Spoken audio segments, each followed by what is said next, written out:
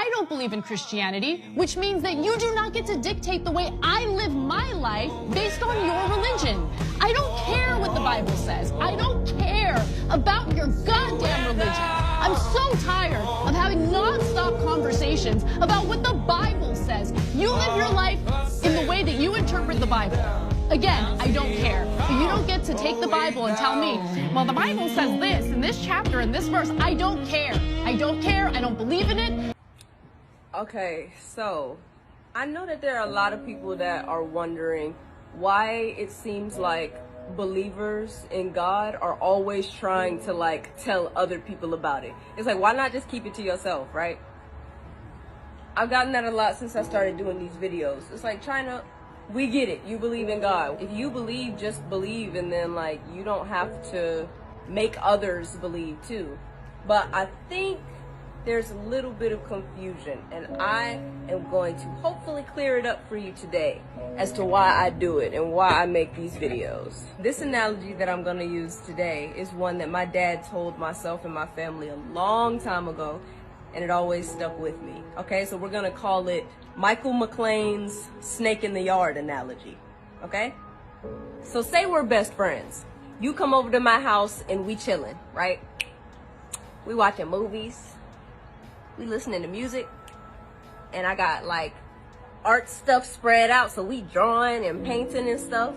And then I remember, oh shoot, I forgot to take my dog out.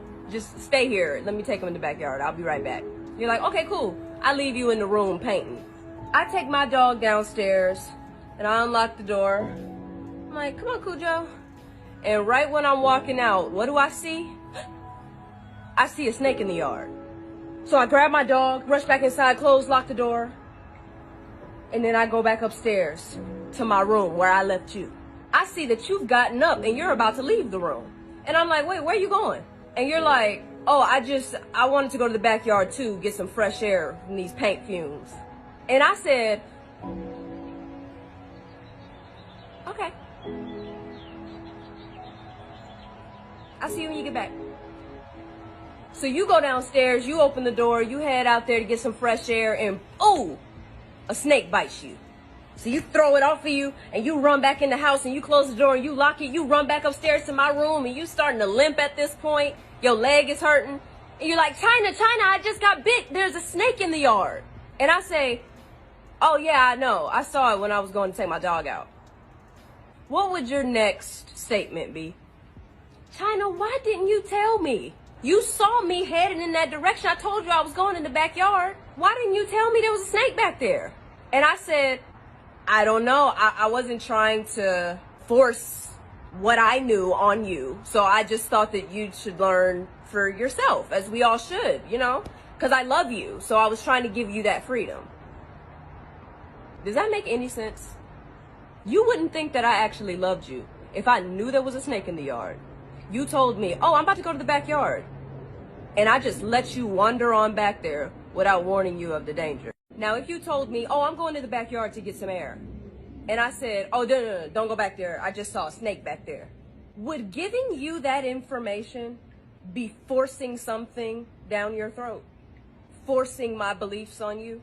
No, it's showing you that I love you and I care about what happens to you. I do videos talking about God to warn you about the snake in the yard. That's the point. I was headed in the backyard. By the grace of God, I got away from the snake before it bit me. Now I see others heading towards the backyard. I know there's a snake back there, and so I'm just warning you and letting you know, yo, there is danger in that direction. And now, you have a choice to make. It's as simple as that. You can either choose to be like, oh, heard you. I'm gonna go back the way I came. Or you're gonna choose to be like, China, I don't believe you. I don't believe you. I'm gonna go back there anyway, excuse me. Now notice, nowhere in my analogy, or Michael McLean's analogy, did I say that I was gonna force you in the room and I was gonna forcefully keep you from going in the backyard. That would be forcing something down your throat. I never said that. You your own person. You got free will. If you wanna go in the backyard after I've told you that there's a snake back there, do your thing. You can go. You gotta make your own decisions. But just warning you of the dangers See, because I've been through certain things in my life, especially in the industry that I work in. So I know that God is real. And people can tell you all day, well, you don't know that. You don't know God is real. That's a belief. You don't know what I know. Only I do. If I ask you what your favorite color is and you say, oh, it's blue. And I'm like, you don't know that. Does that make sense? No, because only you know your experiences in life. Only you know what you know. Just like me. So I don't believe that God is real. I know God is real at this point, whether people believe that or not. That's the truth.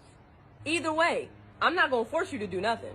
Whatever decisions you make in your life ain't none of my business. They got nothing to do with me. But if I didn't tell you about the danger, I would not be showing you love or compassion.